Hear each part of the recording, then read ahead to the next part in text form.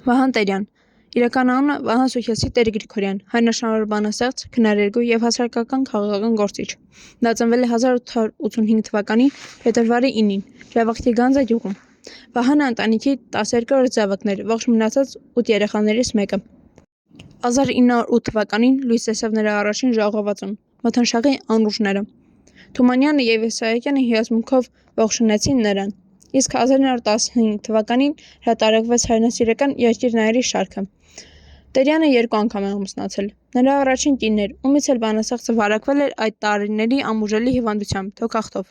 Նրանց 2 երեխաները մահացել են։ Տերյանը նրանց նվիրել է «Իմ բալիկին» շարքը։ Տերյանի երկրորդ կինը, ով 18 տարեկանում ամուսնացավ հիվանդ բանաստեղծի հետ, նրան խնամելու նպատակով։ 1919 թվականին Տերյանի նկատմամբ հալածանքներ սկսեցին։ 1920 թվականին հունվարի 7-ին Վահան Տերյանը վախճանվեց Օրենբուրգում։